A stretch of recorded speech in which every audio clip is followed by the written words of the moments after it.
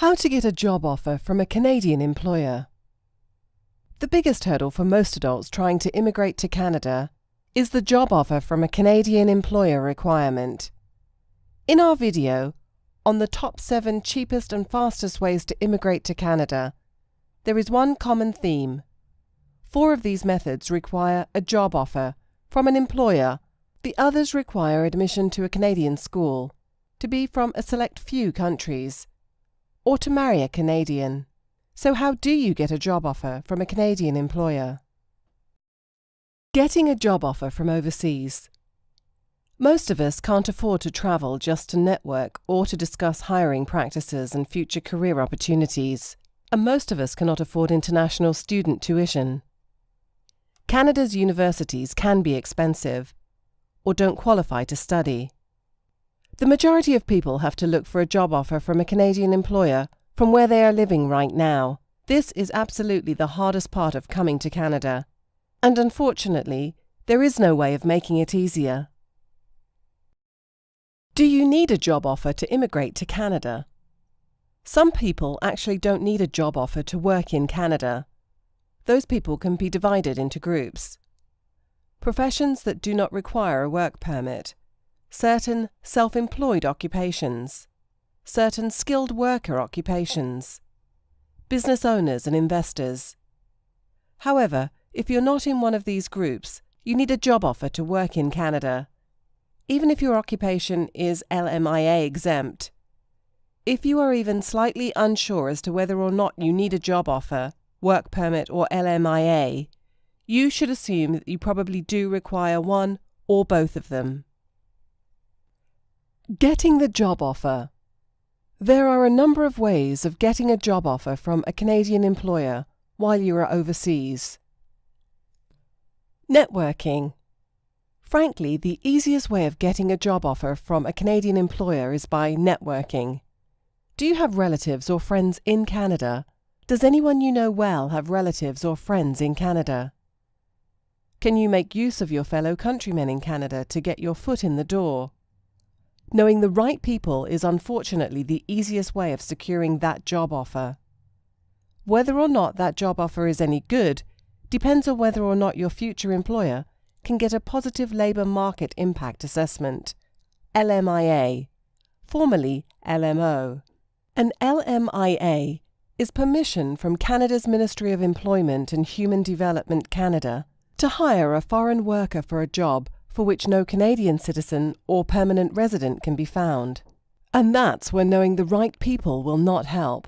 LMIAs are issued based on the needs of the Canadian economy.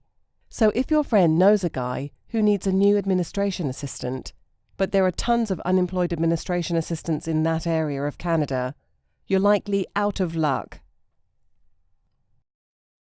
Agencies. One of the best bets is to contact multiple recruiting agencies, particularly if you can find one or more focused on your profession. Employers are increasingly relying on external hiring companies or headhunters to find talent. Usually these headhunters are paid by the employer, so avoid companies that ask you to pay for them for their services. Canada's Live-In Caregiver Immigration Program is mostly driven by employment agencies. There are many agencies that are oriented towards foreign workers, but there are many more that are not. You should be careful when selecting an employment agency. Canvassing employers. You can always cold call or cold call email employers who might be interested in hiring someone with your skills. Or you can look at employer websites for job postings, as some employers see value in people who take initiative. If you are a great candidate, the employer may not care that you're overseas. Online resources. The simplest way, but probably the least likely to succeed, is to consult job sites online, as any Canadian would who was looking for a job. Job Bank. Job Bank is the federal government's job website, and it's long been the way Canadians find jobs online, as it's free for both employers and candidates to use. It is probably as close to an authoritative list of all available jobs in Canada as you will be able to find online. However, plenty of employers do not list their jobs on JobBank, particularly if they're using a headhunter or a different online resource. LinkedIn. The social network geared towards professional networking also has a job section, but even if you're not going to use LinkedIn to apply for a job, you should sign up and create a profile if you haven't done so already.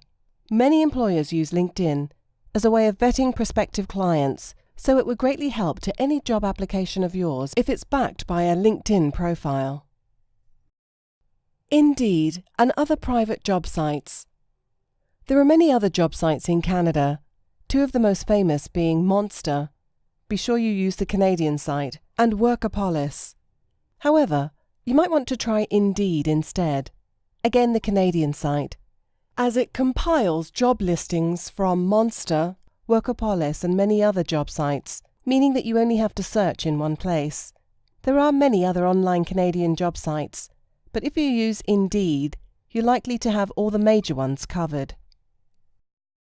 Can't find a job. What if you can't find a job through any of these means? Well, unfortunately, that is the surest way to get to Canada if you do not qualify to immigrate as a permanent resident. If you cannot find a job offer, you can try to get accepted into Canadian university or college, but that is extremely expensive even if you qualify. You can try to upgrade your education overseas to see if you can later qualify for the skilled worker or skilled trade streams, or you can save lots and lots of money and try to come as a business immigrant in a few years or decades. Getting a job offer in Canada. Obviously, everyone looking to move to Canada does not already live in Canada, but sometimes getting to Canada first is the best way of getting a job. There are a few ways of doing this. Visiting Canada as a tourist, studying in Canada. Looking for work on a temporary resident visa, TRV. As a visitor to Canada, you are not allowed to work, and if you did work, you could make yourself inadmissible in the future. But you can plan a holiday to Canada and check out the work situation on the side. There is nothing to stop you from networking at parties or with family and friends, or from canvassing some businesses about their interest in hiring foreign workers, or even speaking to HR experts about resume standards, salaries, and other useful information. However, you need to travel to Canada for legitimate tourist reasons. If you show up at the port of entry and say you're here to inquire about jobs, you will likely be denied entry. The exception to this is if you are making an exploratory visit as part of preparing to apply as a business immigrant for a provincial nominee program. But those immigrants do not need job offers as they are trying to become employers in Canada. So you shouldn't carry a resume or letters of introduction on you when you enter Canada. If you want to have one with you, leave it in the cloud. Once you have made the right contacts, you can see about arranging a job offer while you're overseas, and even encourage your prospective employer to apply for a Labour Market Impact Assessment, LMIA. But you will have to leave Canada before you can apply for the work permit.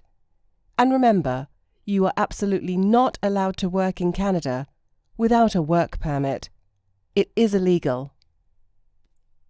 Working as a student. Once you have been accepted to study in Canada and have applied for a study permit, it's time to start thinking about working.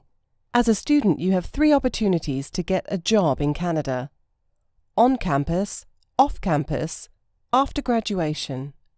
You can work on your university or college's campus, either directly for the institution or for a private company with a location on campus, without getting a work permit. This means you don't need a job offer before you come. You can apply for these jobs in person, at their locations in most cases.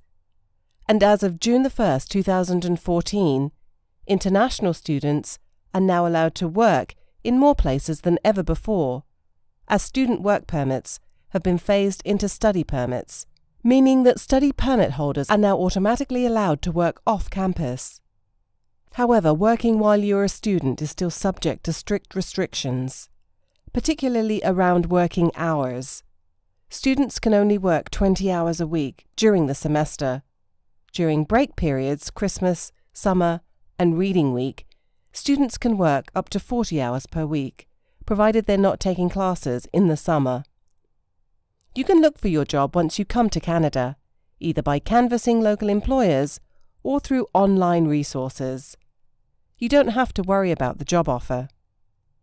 Canada allows most graduates of Canadian educational institutions to obtain post-graduation work permits, provided you studied in Canada for at least 8 months. You can only obtain post-graduation work permits if you're graduating from a Canadian educational institution. You can find a job for your post-graduation work permit the ways anyone else finds a job in Canada, unless you're able to keep working for the employer you had while a student.